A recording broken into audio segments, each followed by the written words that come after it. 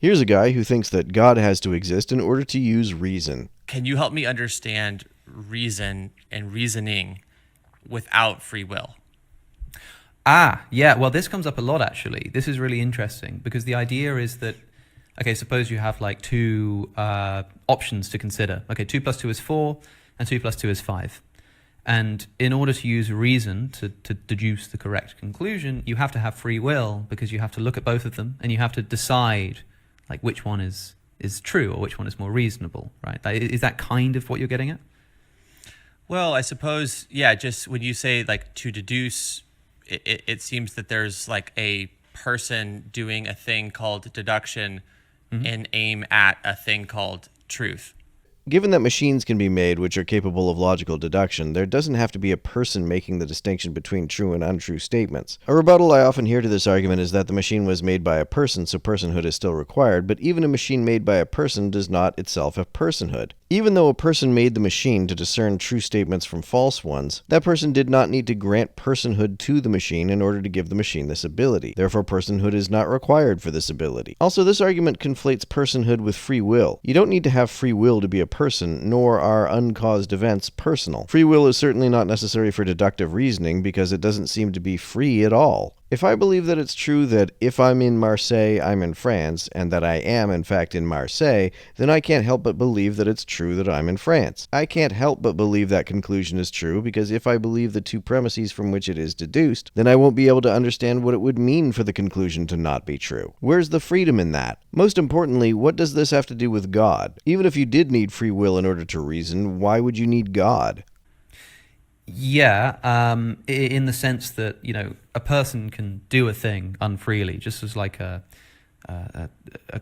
car can roll down a hill without being free, right? So the question is, are we acting freely? And the easiest way to answer that question is just to analyze what goes on. It's like, okay, 2 plus 2 is 4 over here, 2 plus 2 is 5 over here. Why do you believe the first one is true and not the second one? It doesn't feel to me like it's a choice that I've made. It feels like I've just been led necessarily into the arms of a conclusion. I don't see how recognizing that 2 plus 2 equals 4 is in any way a free choice. Given what I understand those numbers to mean and what I understand plus and equals to mean, I don't understand what it would mean for 2 plus 2 equals 4 to not be true. I believe it's true because my understanding of the concepts involved forces me to believe it. Frank Turek says that if you don't have free will, you're not reasoning, you're just reacting, but deduction seems to me to be nothing more than a reaction. Suppose you didn't know what multiplication was, and I said 3 times 3 is 9, and you were like, I don't know if that's true, I don't agree with you, and then I said, well, it just means 3, add 3, add 3. You don't choose to be convinced by that, you just are, And so the process of reasoning is something that that almost happens to you more than something you do, and that is on the view of someone who doesn't believe in free will. Even if there is such a thing as free will, it doesn't at all seem like it's involved in reasoning, certainly not deductive reasoning, in which the conclusions that follow can't conceivably fail to follow. And do you believe in free will?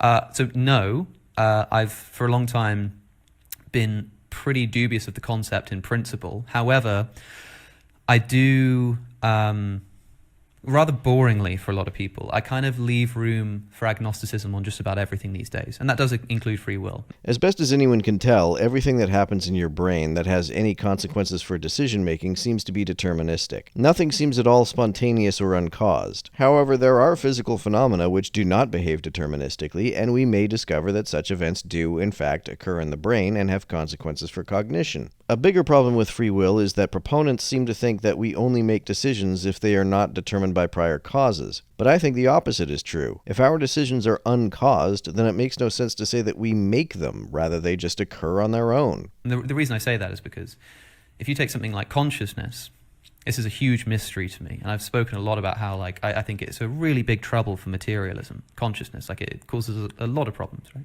I don't agree. I think consciousness actually implies materialism. A common argument against consciousness being merely brain processes is, as Sam Harris has said, there's nothing in our subjective experiences that gives us any clue that any of the sensations we feel are essentially neurons sending electrochemical signals between each other. Idealists and dualists sometimes argue that conscious experiences cannot be composed of events which are not conscious, but this is an obvious fallacy of division. That which is true of a whole thing need not be true of its parts. The reason I think consciousness implies generalized materialism is because consciousness is essentially actions like thinking, feeling, perceiving, etc. Actions can't occur unless something is carrying them out. Since we are not immediately conscious of what is carrying out these acts that comprise consciousness, they must be carried out by something more fundamental than consciousness. And I could present some argument that consciousness is impossible. I could say that material doesn't give rise to non-material properties. That doesn't work. I could pull up a great syllogism. I could produce a whole argument and say, see, consciousness is impossible. And yet, I just am conscious, and that's a mystery. What are non-material properties? There might be something like that going on with free will. Like maybe all of the arguments that we put forward are very compelling. Yeah, free will can't exist. And yet, through some mysterious thing or capacity that we don't understand, like we have it anyway. Like that's totally possible. So I want to clarify that by saying I leave room for that. You know, it's possible that free will could exist in some way that is beyond our rational comprehension. But if you're looking for like arguments, if you're looking for to deduce something reasonably and whatnot, then I think the arguments point towards no free will. So then, if there's a difference of opinion between two people, and they're looking at the exact same information, how do you explain that if it's literally just a matter of input equals output? Because they're reacting to the input differently. One person may be reacting by applying reason, the other person may be reacting emotionally, or they might be having some other kind of reaction. The fact that the reactions are different doesn't mean that they're not all causally determined. Because it's never quite as simple as that. Like if you had two genuinely identical situations, like if I had two computers that were built in exactly the same way, in the same factory with the same materials, and we presented to them the same problem, they would give you the same answer, right? The reason why two people can look at the same thing and come to different conclusions is because they're different background information. They were brought up differently. They've got different embedded assumptions. They've got different experiences. Even if they're like identical twins, no two people live an identical life. The only way to make those two people actually identical is to make them identical. And then it's just one person. It's not two. So like when you say you can look at the same information and deduce a different opinion, that's only because the information that you see gets put together with everything else that's going on in your brain, all of your experiences, all of your past, and it's that gives you the final conclusion. There are also physiological differences between individual brains that can produce different reactions. And if all of that genuinely was exactly the same, then you would get the same result. So do you essentially think of humans as, you know, biological robots or biological machines? I suppose that's one way of putting it, yeah. But like I say, I want to issue this throat clearing again that there's obviously something very special about human beings and something very mysterious about the way that we experience freedom and the way that we experience consciousness. And that throws a big spanner in the works, which is why I say I'm broadly agnostic. But as regards to free will, I don't think that you have any ultimate agency over your actions, even if you feel like you do. So do you then also not believe in virtue? I suspect I would have a very different concept of virtue than this guy does. My understanding of virtue is that being virtuous just means having healthy habits. I don't see why you need free will to have healthy habits. Depends what you mean.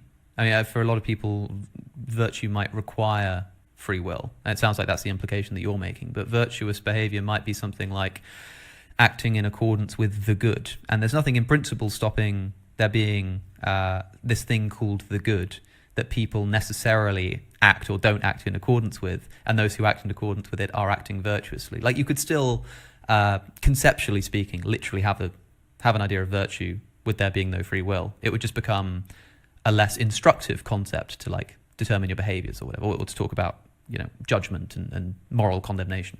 But it's still possible that it could exist.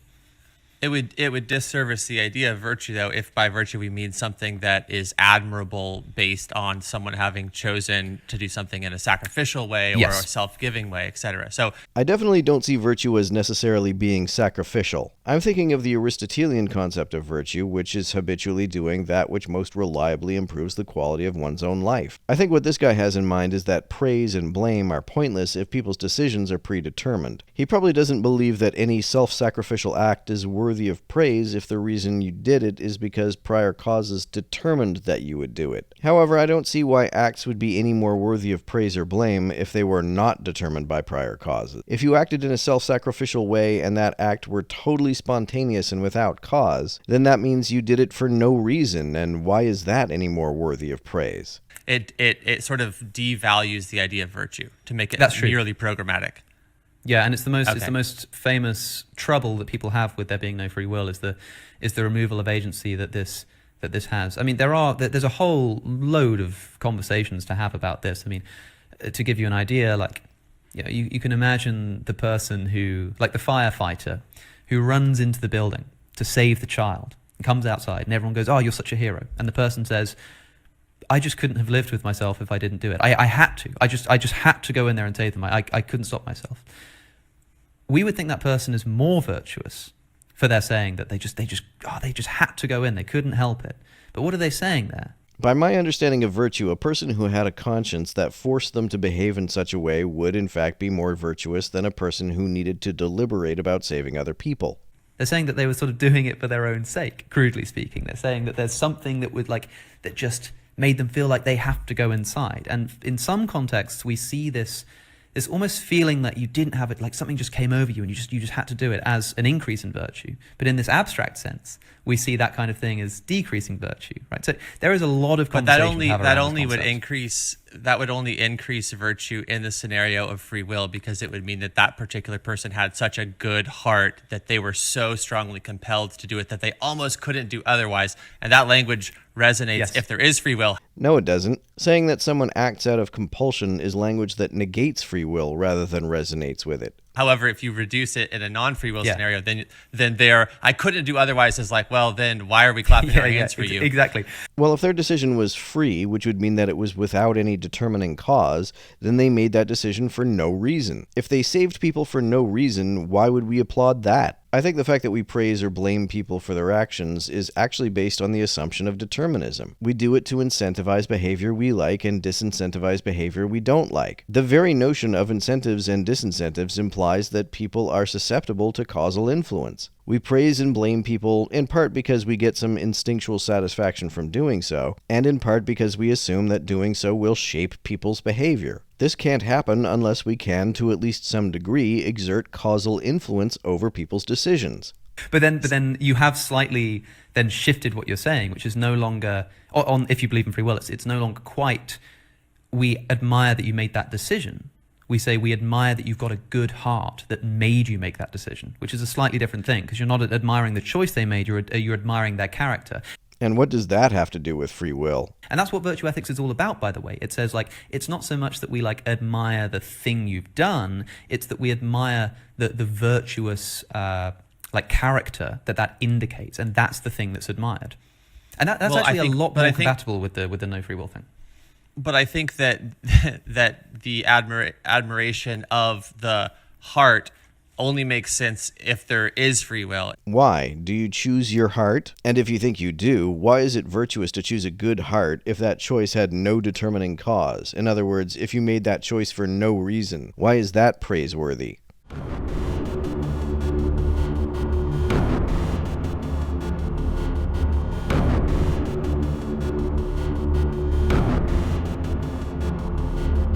To everyone who helps me out on Patreon, you're a big help. Thanks so much.